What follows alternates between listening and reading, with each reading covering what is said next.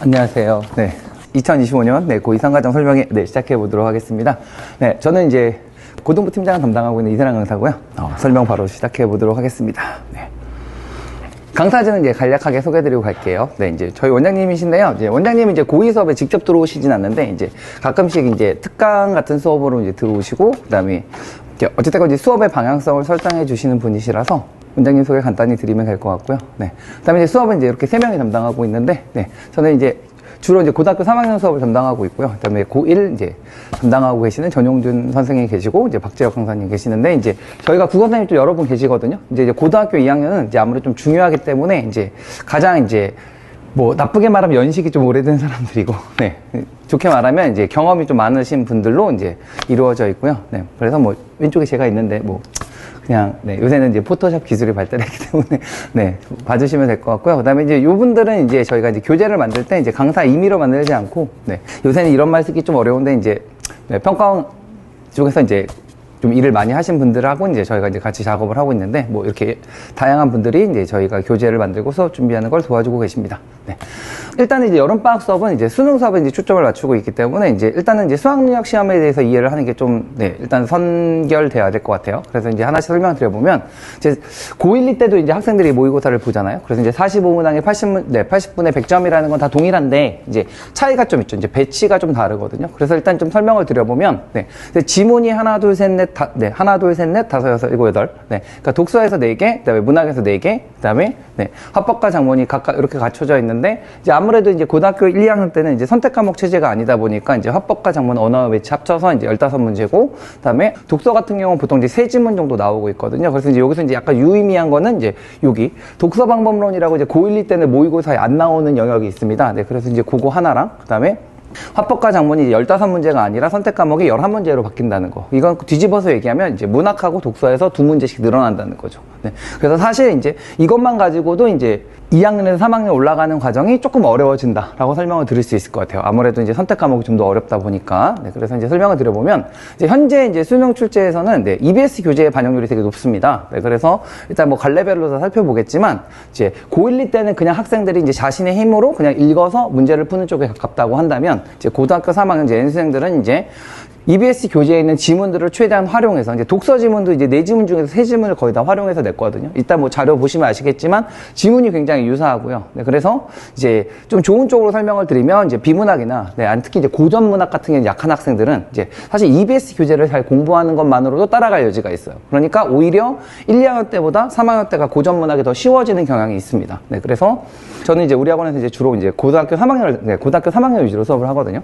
네, 그래서 이제 뭐 유일한 고등 강사라고 말씀드려도 될 것 같은데, 이제 제가 이제 여태까지 제가 이제 그 고등학교 3학년 강의를 한 지가 이제 뭐 10몇 년이 됐는데, 이제 뭐 설명을 드려보면 그 지난 10년 동안 고전 문학이 오답률 10등 안에 들어온 적은 단 한 번도 없어요. 그러니까 고1, 2 때는 오히려 학생들이 고전 문학을 굉장히 어려워하는데, 고등학교 3학년이 되면 그냥 배운 지문이 나오는 거거든요. 그러니까 오히려 고전 문학이, 네, 문제를 푸는 데 있어서, 네, 중요한 포인트가 아니다. 네, 이렇게 설명을 드릴 수 있을 것 같고, 특히나 이제 아까 이제 보셨지만, 이제 여기 화법과 작문과 언어와 매치로 지금 나눠져 있거든요. 나눠져 있는데, 이 언어의 매치의 언어가 문법이에요. 근데 이게 지금 선택 과목인데, 이런 거죠. 왜 고전시가나 고전소설이 쉬워지냐면, 이 학생들은 문법을 배우지만 이 학생들은 문법을 안 배우거든요.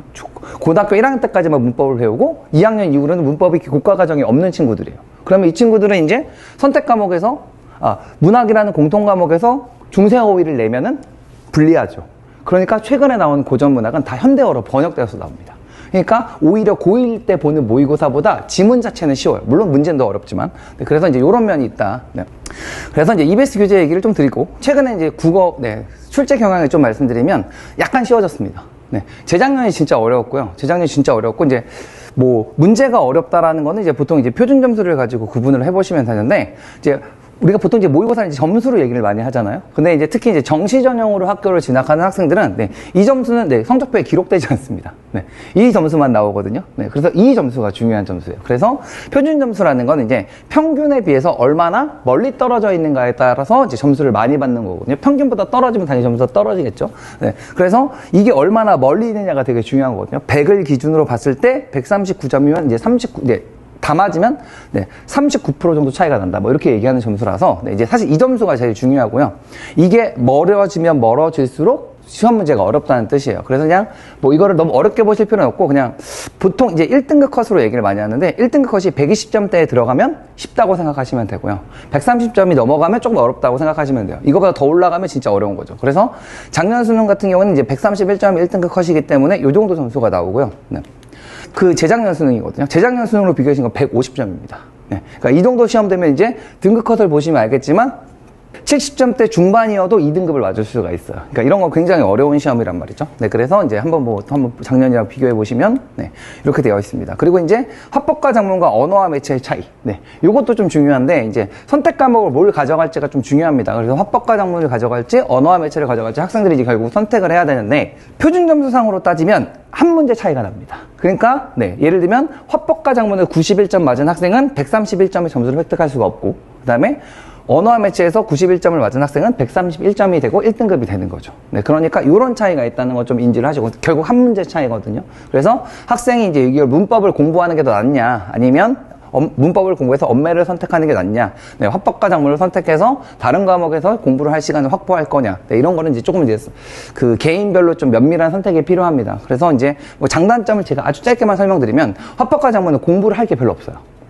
약간의 문제풀이에 대한 방식에 대한 방법만 조금 배우면 사실 뭐 한 2, 3일이면 화법과 작문은 사실 공부 자체는 끝이거든요.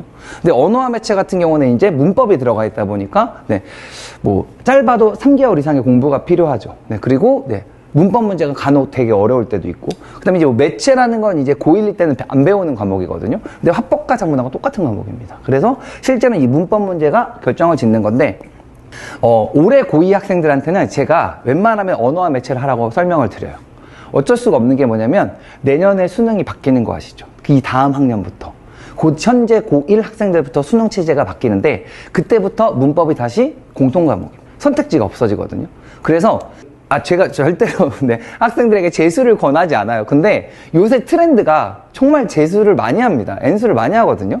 그래서 네, 학교를 멀쩡히 다니고 있다가도 돌아오는 학생들도 있고, 네, 그래서 수능을 만약에 다시 보아야 되는 상황까지를 혹시 모르니까 염두에 둔다고 하면 언매를 선택하는 게 낫다는 거죠. 왜냐하면 언매를 선택을 안 하면 나중에 문법을 새로 공부해야 되거든요. 수능을 다시 만약에 본다고 한다면. 그래서 차라리 언어와 매체를 일단 조금 더 해보고, 네, 3학년 한 1학기 정도까지 해보고, 그리고 언매를 선택한 사람은 매체가 제가 비슷한 과목이라고 설명드렸죠. 그래서 매체에서 화법과 작문으로 바로 바꿀 수 있어요. 한 2, 3일이면 바로 바꿀 수 있습니다. 하지만 이쪽으로 넘어오는 거는 거의 불가능하죠. 그러니까 일단은 확률상으로는 언어와 매체를 하는 게 좀 더 낫다. 네, 그쵸. 네. 과목을 바꾸는 문제에 있어서도 그렇고, 네, 혹시 모를 내년을, 네, 그 다음 한 번 더 보는, 응시하는 경우까지 따져봤을 때도 언매가 좋고, 그 다음에 표준 점수상으로도 유리한 점이 있죠. 표준 점수상으로도 한 문제에 우위가 있기 때문에, 물론 이게 고양이 마귀의 방울당길처럼 이제 문법을 좀 잘해야 되는 전제 조건이 붙긴 하지만, 네.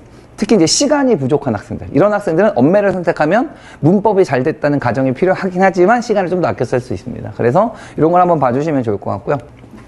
그래서 작년에 비해서는 조금 더 네, 그러니까 재작년이라고 부르는 게 더 정확하겠죠. 네, 그래서 지난 수능하고 비교했을 때 수능이 좀 더 쉬워졌는데, 이제 저번 주에 이제 고3들, N수생들 이제 6월 모의평가를 봤거든요. 6월 모의평가는, 네, 수능보다 조금 더 쉬워졌습니다. 그래서 수능을 전반적으로 좀 쉽게 내려는 경향을 보여주는 거라고 말씀을 드릴 수 있는데, 이거는 이제 제가 확답을 드릴 수는 없어요. 네, 그래서, 네. 어쨌건 수능이 이렇게 진행되고 있다. 그 다음에 이제 오답률인데요. 이제 화법과 작문을 선택한 사람, 언어와 매체를 선택한 사람, 이게 제가 왔다 갔다 해서 보여드리면 별로 차이가 없죠. 네. 요 밑에서 그냥 깔짝깔짝 이렇게 네. 네, 여기서 이렇게 변하는 거 빼고는 사실 다 똑같거든요. 그래서 이제 드리고 싶은 얘기가 뭐냐면, 수능 문제가 쉬워지면, 수능 문제가 조금 쉬운 경향으로 가면 독서가 제일 중요합니다. 네. 어쨌든 독서에서 오답률이 제일 높은 문제들이 출연을 하고요. 네. 여기 보시면 이게 3점, 2점, 3점, 3점이거든요. 네. 이 4개 중에서 제가 이제 여기까지 표시했는데, 네. 이게 이제 오답률이 한 55%? 그러니까 둘 중에 한 명이 못 맞추는 문제 정도가 돼야지 이제 조금 난이도가 있는 문제고, 위로 올라가면 올라갈수록 이제 난이도가 올라가면서 여기가 이제 오답률이 높은 문제가 되죠. 사실 이게 이제 등급을 이제 1, 2등급을 판별하기 위해서 존재하는 문제들인데, 이게 보시면 다 독서입니다. 네, 다 독서죠. 네, 원래 이런 경향이었는데 재작년에 수능이 매우 어려웠을 때는 문학의 난이도가 급격히 올라갔었어요. 그런데 이제 다시 지금 조정 과정이라고 설명을 드릴 수 있을 것 같긴 한데, 어찌됐건 수능 문제가 쉽다고 하면 독서를 더 잘 보셔야 됩니다. 그리고 올해 6월 모의평가, 고3들 시험으로 기준으로 말씀드려도, 네, 6월 모의평가가 이번에 굉장히 쉬웠거든요. 굉장히 쉬웠는데, 네, 오답률 1등부터 4등까지는 다 독서입니다. 네, 그래서 독서를 잘하지 않으면 어찌됐건 1등급을 바라보기가 좀 어렵다. 네, 그래서 그 얘기를 좀 드려야 될 것 같고요. 이제 독서 얘기를 좀 해보겠습니다. 독서가 이제 17문항이 되거든요. 네, 그러면 이제 2문제가 늘어나는 거예요. 근데 이제 기본적으로 지문의 길이는 네, 문항 수하고 비례합니다. 그래서 독서가 17문항이면 네, 사실은 이제 학생들 입장에서 조금 더 어려워지는 거에 가깝겠죠. 그래서 이제 하나씩 설명드려보면 그냥 거기 이제 자료를 다 보시면 되거든요.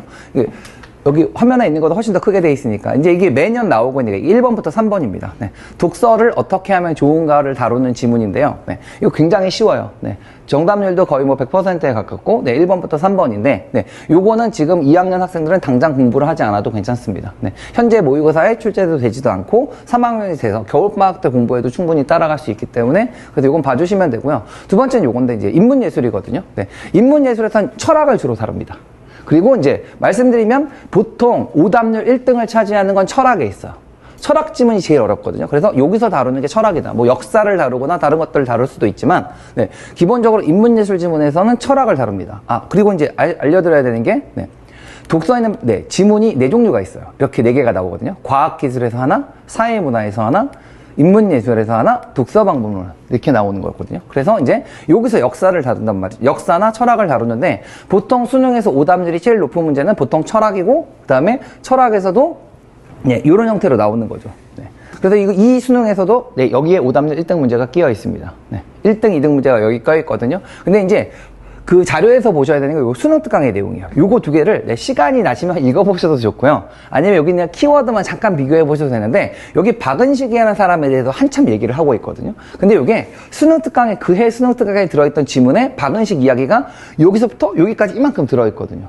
그러니까 이제 요거를 그냥 맨땅에 헤딩하듯이 읽는 학생에 비해서 네, 이 지문을 그래도 한 번이라도 읽어본 학생들이 훨씬 더 유리하단 말이죠. 그래서 비문학에서도 연계 체감률이 굉장히 높습니다. 네, 물론 이 지문만 공부한다고 해서 이 지문을 풀 수 있진 않아요. 절대로. 그렇지만 이 지문을 읽어본 학생들이 지문을 읽을 때 훨씬 더 유리한 지점이 있다. 네, 이걸 설명드려야 되고 그 다음에 여기 제가 주제통합이라고 표시해놨는데 네, 독서 지문이 기본적으로 4개가 나오는데 그 중에서 인문예술, 사회문화 요 3개 중에서 반드시 하나는 2개의 글을 가지고 있어요.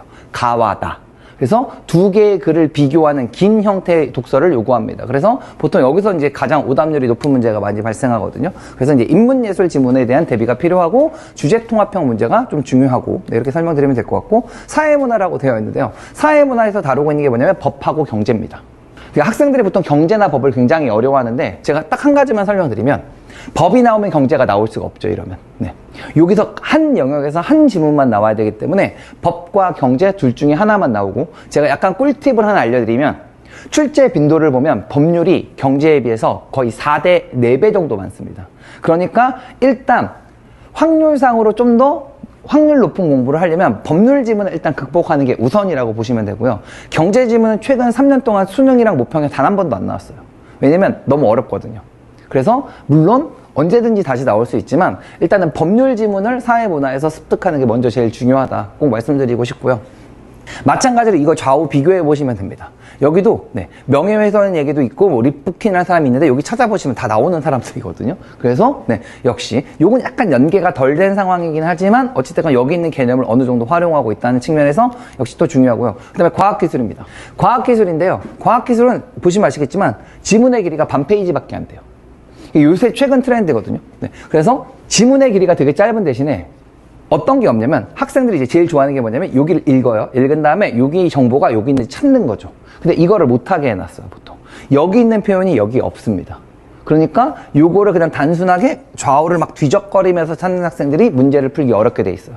그래서 대체 가능한 표현, 본문에 있는 어떤 개념을 이해하지만 풀 수 있는 문제들로 많이 바뀌어 있기 때문에 예전에는요, 이 모의고사 문제, 지문이 여기서부터 여기까지 왔어요, 보통.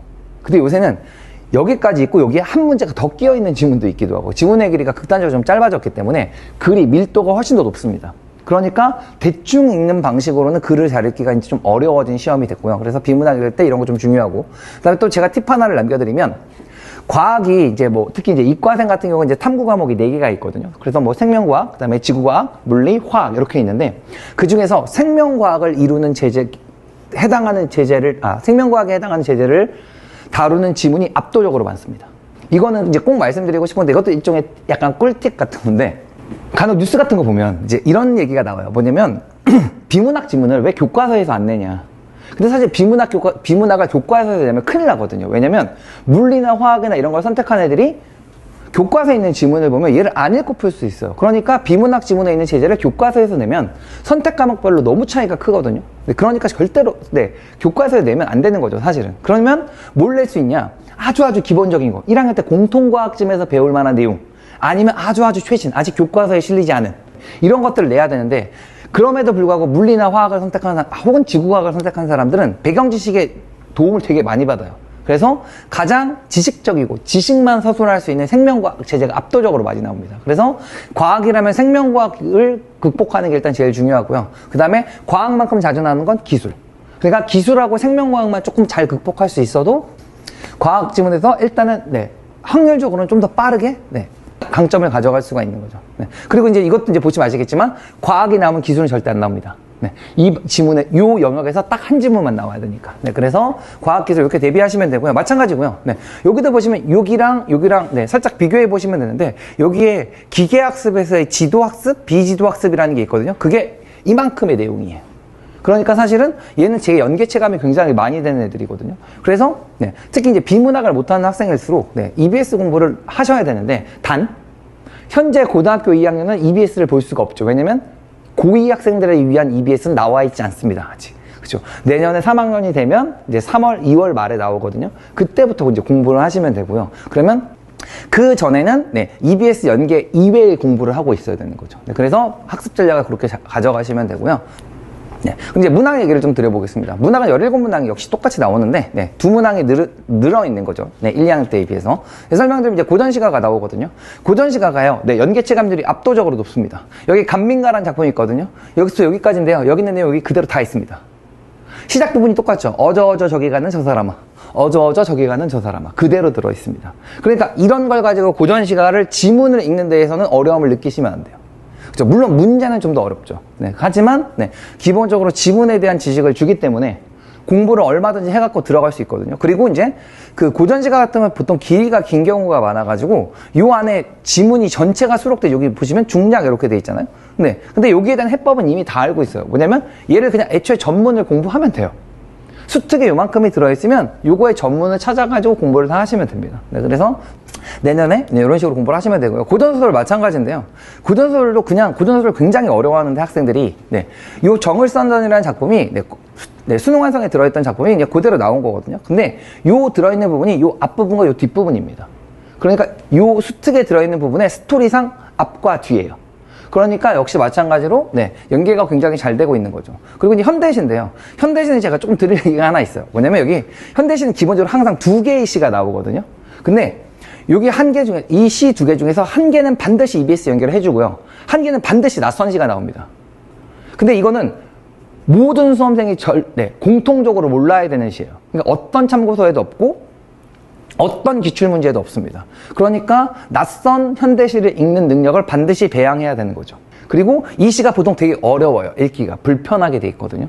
그래서 요 얘기랑, 그 다음에 여기 이제 수필이 들어있습니다. 수필은 이제 뭐 현대시 뒤에 붙을 수도 있고 고전시가 뒤에 붙을 수도 있는데, 수필은 연계를 안 해줘요. 근데 수필을 읽는 능력을 반드시 키워놔야 됩니다. 왜냐면 문학의 난이도는 보통 수필이 조정해요. 수필은 비연계로 출제하고 있거든요, 지금. 근데 이 수필이 나오면 수필이 마치 그 비문학 지문처럼 어려운 경우들이 많았습니다. 그래서 수필을 읽는 방법을 좀 공부를 하셔야 돼요, 따로. 그러면 이제 잘 생각해 보시면 여기 낯선 시가 하나 있고, 그 다음에 여기 수필이 들어있거든요. 그러면 이 3개의 작품이 들어있는데, 이 3개의 작품을 다 꼼꼼하게 읽어서 시험을 보는 사람이 있는 반면에, 여기 보시면 이제 수능완성에, 여기 제가 수능특강을 잘못 표기했는데, 수능완성에 장성남의 배를 빌며라는 작품이 아예 들어있었거든요. 그러니까 요거를 공부하는 학생들은 이거를 가볍게 확인하고 여기서 만들어진 시간을 여기나 여기를 읽을 때 더 사용할 수 있단 말이죠. 그래서 이런 방식으로 시간을 줄여 나갈 수 있다. 그래서 이런 거 한번 생각해 주시고요. 그리고 이제 화법과 장문입니다. 화법과 장문을 선택하실지 언어와 매체를 선택하실지는 잘 모르겠지만, 제가 이제 설명을 드려보면 화법과 장문 학생들이 굉장히 무시하거든요. 왜냐면 이거 그냥 풀어도 다 맞춰요, 애들이. 여기 11문항인가. 근데 보시면 이제 드리고 싶은 얘기가 뭐냐면, 학생들이요, 얘를 다 맞추니까 아무것도 준비하지 않아요. 근데 수험생은 어떤 거냐면 45문제를 80분 내에 풀어야 되는 사람인데, 내가 다 맞추는 이 부분을 조금이라도 조금 더 빨리 풀 수 있으면 다른 문제를 풀 수 있는 시간을 만들어낼 수 있거든요. 그래서 학생들이 시간이 부족하다고 많이 얘기하는데, 시간이 부족한 학생들 보면 가장 큰 문제점이 뭐냐면 자기가 다 맞는 부분이 자기가 문제가 없다고 생각하는 거죠. 그러니까 예를 들면 어떤 학생은 선택 과목하고 문학하고 문제를 다 풀면 시간이 30분이 남는 학생이 있고, 어떤 학생은 선택 과목하고 문학을 다 풀고 시간이 15분 남는 친구가 있어요. 그러면 둘 다 맞았다고 하더라도 후자에 해당하는 학생은 문학을 잘하는 게 아니거든요. 왜냐하면 독서를 풀 시간을 하나도 못 만들었어요. 그럼 맨날 한 지문이 못 풀었네, 두 지문을 못 풀었네 하고 있는 거란 말이죠. 그런 학생들은 독서를 못하는 게 아니고요, 문학이나 선택 과목이 잘못된 거예요. 왜냐면 시간을 남들보다 더 써야 되니까. 그러니까 나는 화작 공부 안 해도 다 맞던데, 근데 막상 꺼내서 보면 시간을 너무 오래 쓰고 있거나, 아니면 실수를 자주 한다거나, 아니면 문학 같은 경우에도 답을 다 맞출 수 있어도 시간이 오래 걸리거나. 그래서 보통 이제 독서를 맨 마지막에 푸니까 지문이 1개나 2개나 모자라는 학생은 그 못 푼 쪽에 실력의 부족에 있는 게 아니라 그거에 붙어있는 다른 영역이 잘못된 경우가 훨씬 더 많습니다. 그래서 그런 걸 한번 생각해 보셔야 되고요. 그래서 화작도 시간을 줄일 수가 있는데, 시간을 줄일 수 있고 답을 맞출 수가 있는데, 여기 보시면 수능 문제 2개를 제가 일부러 붙여놨거든요. 30번부터 37번이고요. 동일하게 발표라는 양식을 물어보거든요. 언제나 똑같아요.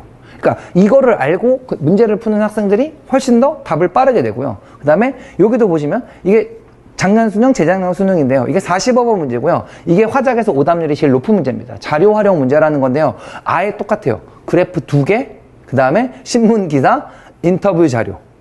완전히 동일하거든요. 근데 이 문제가 오답률이 늘 높아요. 화작에서 1등 하면 무조건 이 문제거든요. 근데 학생들이 이 문제를 어떻게 푸는지를 몰라요. 사실 이 문제를 푸는 방식이 있는데.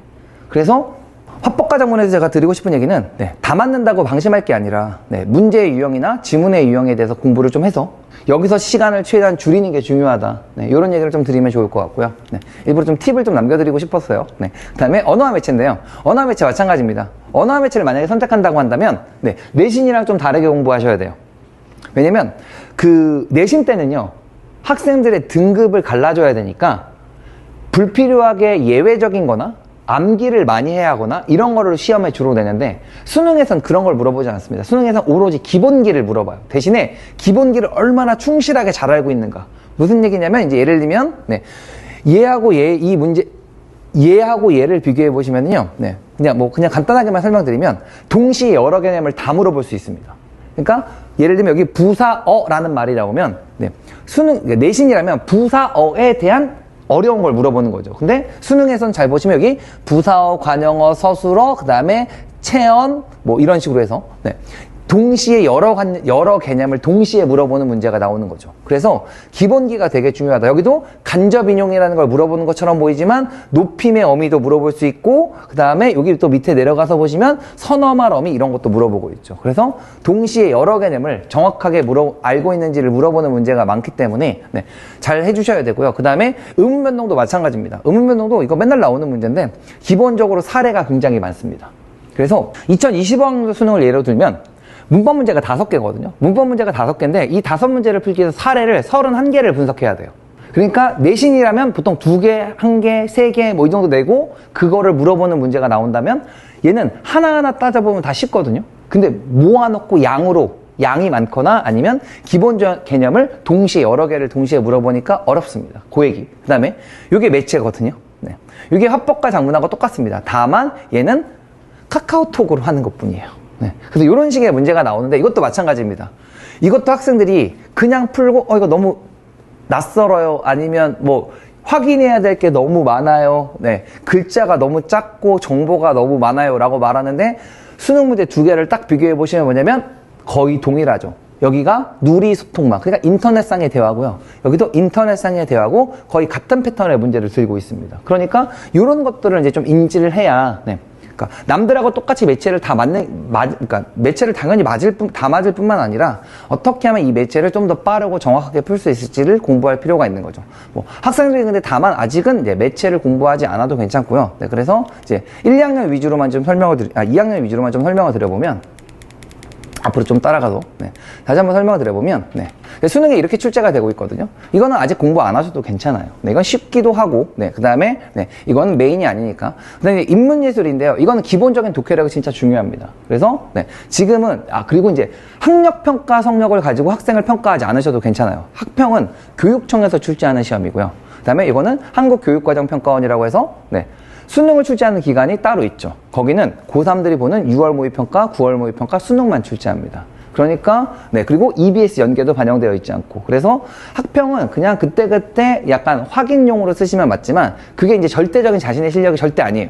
특히 이제 점수가 잘 나오는 친구들. 1, 2등급을 맡고 있다고 해도, 만약에 3학년 난이도의 평가원 시험으로 갔을 때 잘할 수 있느냐는 좀 더 공부를 해봐야죠. 그리고 이제 재학생들 입장에서 제일 무서운 건 N수생. N생들도 이 시험을 같이 보거든요. 그쵸. 그러니까, 네. 그리고 네. 절대 제가 폄하하는 건 아니지만, 네. 학력평가라는 건 교육청별로 실시하는 시험이기 때문에 전국에 있는 모든 학생이 다 보지도 않습니다. 네. 그러니까, 네. 그 점수를 가지고 너무 자만하거나 또 너무 좌절하거나 그럴 필요 없다고 설명드리고 싶고요. 그래서, 네. 인문예술은 기본적인 독해력이 중요하니까, 네. 이건 아주 장기적인 프로젝트를 가지고 공부를 하는 게 좋은 것 같고요. 사회문화는, 네. 어렵죠. 어려운데 일단은 법률 지문을 좀 먼저 공부해보면 좋겠다. 네. 그 다음에 과학기술이라면 생명과학과 기술지문 위주로 일단은 공부를 시작해보는 게 좋겠다. 왜냐면 학생들이 좀 자신감을 가지려면, 네, 일단 잘하는 게 많아져야 되거든요. 그래서 설명드려보고. 그 다음에 고전시가는 어렵죠. 네, 1, 2학년 때. 근데 3학년이 되면 좀 더 쉬워지기 때문에 두려워할 필요가 없다. 네, 고전소설 마찬가지고요. 네, 현대시. 네, 어쩌면 이게 제일 중요합니다. 문학에서 가장 어려운 문제는 보통 현대시에서 발생했습니다. 그리고 제가 여기 현대소설을 넣지 않았는데 현대소설은 잘 연계를 안 해줘요. 그래서 기본적인 현대소설을 읽는 능력도 필요하겠다. 네, 이런 것들을 좀 설명을 드려드리면 될 것 같고요. 그 다음에 합법과자문 쉽다. 쉽지만 네, 문제의 출제 방식이나 네, 지문의 방식에 대해서 이해를 가져가면 시간을 줄일 수 있고 그러면 다른 과목, 네, 다른 영역에 투자할 수 있는 시간이 많아지니까 네, 당연히 성적을 올릴 수 있다. 이렇게 말씀드리면 될 것 같고요. 그 다음에 언어와 매체는 당분간 공부할 필요 없고 문법인데 문법은 기본기가 중요하다. 네, 그래서 기본적인 문법을 계속해서 복습하시는 게 되게 중요하고요. 그 다음에 웬만하면 언매를 선택하는 게 일단은 유리하니까 언매를 선택하시는 걸 추천드려 보겠습니다. 자, 그래서 이제 네, 수능이 이런 거니까 이제 여기에 맞춰서 이제 저희가 이제 뭐 준비하고 있는 수업에 대해서 좀 설명을 드려볼게요. 여름방학 때 이제 6주밖에 안 되기 때문에 6주 짧죠. 그래서 이제 저희가 반을 2개로 나누게 됐는데 네, 이제 수능 집중반이라는 건 이제 정시 전형을 목표로 하는 학생들, 그 다음에 이제 예체능, 내신보다는 이제 수능 점수를 좀 더 내는 게 중요한 학생들을 위해서 만들어져 있는 수업이고요. 네, 이거는 1년 커리큘럼으로 진행되는 수업입니다. 물론 중간에 들어오셔서 뭐 그렇게 크게 지장이 있는 수업은 아닌데요. 네, 이거는 이제 네, 제가 직접 진행을 하는 수업이고, 이거는 이제 2학기 때도 계속 이어지고 커리큘럼이, 그 다음에 고3 겨울방학 때까지, 네, 그러니까 내년 겨울방학까지 쭉 이어집니다. 그래서 이제 고등학교 3학년이 올라가기 위해서 수능에서 좀 필요한 것들을 미리미리 다 공부해두고, 네, 조금이라도 다른 사람에 비해서 이점을 좀 가져가기 위해서 만들어진 수업이고요. 네, 토요일 2시, 일요일 2시에 있고, 네, 저희 학원 학생들은 보통 수능 집중반 때부터 듣기 시작해서 3학년 N수생 때까지 그냥 계속 듣거든요. 그래서 이제 이런 커리큘럼이 있고, 그 다음에 이제 수능 기본 완성반은 이제 이 수업은 그냥 계속 이어지는 수업이고요. 얘는 이제 일종의 기승전결이 있는 수업입니다. 그래서 6주 동안 일단 필요한 거를 공부할 수 있는. 그래서 이제 기본적인 좀 독해력이 좀 너무 약하다. 바로 수능을 공부하는 것보다는 네, 좀 토대를 쌓고 올라오는 게 좋겠다라고 생각이 드는 학생들은 이거 6주로 딱 수업이 완결나는 수업이니까 네, 이걸 들으시면 좋을 것 같고요. 그 다음에 이제 뭐 내신을 같이 병행하는 학생들도 역시 마찬가지로 네, 그냥 방학 때 수능에 어찌됐건 이제 개괄적으로 한번 네, 싹 이렇게 한번 훑어보고 그 다음에 다시 내신 공부로 갔다가 네, 내신이 끝나면 겨울방학 때 이제 3학년 커리큘럼에 맞게 이제 수능을 공부하셔도 괜찮을 것 같고요. 그래서 이제 진행은 이렇게 됩니다. 그래서 네, 뭐 과제나 이런 게 조금 다르긴 한데 네, 비슷한 내용으로 되어 있고요. 이거는 뭐 개강 안내문을 참고해 보시면 좋을 것 같아요. 네, 그래서 요거는 이제 고2 전문 강사인 박재혁 강사가 담당을 하고요. 네, 그리고 이제 요거는 이제 제가 이제 고3 수업하고 이제 연동성을 고려해서 만든 수업이기 때문에 이건 제가 직접 진행을 하고 네, 이렇게 되어 있습니다. 그래서 이제 커리큘럼인데요. 수능 집중반은 이렇게 갑니다. 그래서 이제 네, 아까 말씀드린 대로 이제 뭐 철학, 경제, 그다음에 과학기술. 네, 일단 네, 당장 시급한 학생들이 어려운 지문들을 조금 더 집중적으로 독해하는 시간을 가질 거고요. 네. 2학기 커리큘럼은 좀 이따 설명드리겠습니다. 네, 문학도 마찬가지로 네, 고전시가 현대시, 고전소설. 네, 일단 학생들이 제일 어려워하는 거 위주로 해서 네, 집중적으로 어떻게 읽는가, 뭐 아니면 수능에서 어떤 문제들이 나오는가 이런 걸 좀 분석하는 수업이 될 거고요. 그 다음에 이제 수능 기본 완성반은 이제 조금 더 이제 기본적인 내용들을 다룹니다. 네, 그래서 독서에서 개념이라는 걸 다루는 방법, 뭐 이론 입장, 뭐 경제학의 가장 기초적인 내용, 뭐 이런 것들, 네, 뭐 정보량이 많은 지문을 처리하는 거. 그래서 조금 더 기본적인 토대를 좀 쌓을 수 있는 수업이고요. 물론 양쪽 어떤 수업에서도 뭐 네, 비슷한 내용들을 다 다루게 되겠지만 네, 조금 더 여기는 목적성이 있는 수업이다. 네, 설명드리면 될 것 같고요. 그다음에 특강이 있는데 네, 특강을 일단 아까 말씀드린 대로 네, 일단 저는 가급적이면 다 네, 엄매를 하는 게 일단은 좋은 상황이라고 생각이 들기 때문에 그래서 문법에서 가장 기본이 되는 거 네, 세 파트를 들고 와서 요거를 방학 동안에 6주 동안 정리를 할 거고 네, 물론 겨울방학이 되면 네, 엄매 특강은 또 계속 이어지니까요. 방학마다 계속 이어지고 그다음에 수능 집중반 같은 경우에 2학기 때 아예 정규 수업 시간에 문법이 들어가 있습니다. 그리고 이제 독서 특강 아까 설명드렸지만 네, 독서랑 법률과 경제가 사회문화에서 제일 많이 나오는데 네, 법률 지문은 이제 저희가 네, 여름방학 때는 네, 정규에서는 네, 수능 집중반은 안 다루고 그다음에 기본 완성반은 네, 한 주밖에 안 하니까 그래서 요거를 이제 2주로 빼갖고 이제 따로 다룰 예정이고요. 그래서 이제 요렇게 네, 수업이 준비되어 있습니다. 네. 그리고 이제 이건 수능 집중반 얘기인데요. 네, 수능 집중반은 이제 하반기 17주 커리큘럼이 있고요. 네, 그래서 네, 기본적으로 이렇게 네, 합법과 작문 문법까지 네, 다 수업 내용에 들어가 있습니다. 그래서 네, 5과정까지 해서 네, 17주 동안 진행이 되고요. 네, 특히 이제 학생들이 이제 수능 시험을 보려면 이제 기존에 기출됐던 이제 필수 기출을 분석하는 것들이 되게 중요한데 사실 이거 3학년 가서 하면 양이 좀 많거든요. 네, 그래서 네, 이런 것들을 좀 중요한 것들을 미리미리 조금 더 고의의 수준에서 네, 좀 볼 수 있도록 네, 정리를 해놓는 네, 정리를 해가는 네, 좀 약간 장기간의 네, 커리큘럼이 준비되어 있습니다. 네. 그리고 이제 뭐 당연히 네, 중간고사도 있고요. 네. 근데 저희 학원이 이제 2학년들은 이제 보통 이제 수능 수업을 많이 들어서 네, 뭐 양재고, 한대보고, 풍문고 네, 이렇게 수업이 준비되어 있습니다. 네. 그리고 이제 뭐 추가 개설도 네, 가능하긴 한데 네, 보통은 네, 요 3가지 정도 수업이 유지되고 있는 것 같고요. 네. 그래서 네, 설명이 여기까지고요. 네, 그래서 어찌됐건 네, 수능 준비는 이제 여름방학부터 하는 게 맞는 것 같고요. 네. 아무래도 제가 지금 고3이나 N생들을 가르치고 있는데 네, 학생들이 수능에 대한 이해도가 너무 낮아요. 그러니까 이제 이게 이제 어찌됐건 이제 시험이고 어찌됐건 시험을 잘 봐야 되는데 학생들이 이제 시험에 접근하는 태도를 보면 다 이렇습니다. 그냥 읽어요. 읽어서 그냥 이해가 되면 이해가 되는 거고 아니면 아닌 거고. 문제를 풀 때도 그냥 문제를 풀어서 답인 것 같으면 고르고 답이 아닌 것 같으면 말고 이렇게 하거든요. 그리고 이제 막상 뒤에 가서 뭐 이렇게 하거나 아니면 네, 이해가 안 된다 하는데 사실은 요 문제들이나 지문을 가만 뜯어보면 사실 이제 출제자의 의도라는 게 있고 매년 물어왔던 게 있거든요. 네, 그런 것들을 학생들이 조금만 인지를 할 수 있으면 네, 좀 더 빠르게 올라갈 수 있습니다. 특히 이제 이 대치동 근처에 있는 학교들의 이제 가장 큰 장점은 다른 지역에 있는 학생들보다 네, 모의고사나 이런 지문들을 본 경험이 훨씬 더 많아요. 사실은 이제 그러니까 재료는 다 들어있는데 이거를 이제 물론 이건 뭐 학생들의 어떤 태도의 문제일 수도 있고 네, 그 다음에 뭐 중간중간 끊겨있는 뭐 내신과 함께 끊어지는 흐름일 수도 있긴 하지만 학생들이 거기에 대한 이해가 조금 더 가져가면 체계적으로 좀 수능에 대해서 이해를 해나가면 네, 분명히 대부분 다 좋은 성적으로 끝날 거기 때문에 네, 여름방학부터 네, 조금 열심히 네, 준비를 해주시면 좋을 것 같고요. 네, 거기에 맞춰서 저희 학원 커리큘럼도 준비되어 있습니다. 네, 일단 네, 설명의 내용 전달은 여기까지고요. 네, 뭐 설명을 마치고 네, 필요한 거 있으시면 네, 제가 따로 질의응답은 좀 받아보도록 하겠습니다. 네.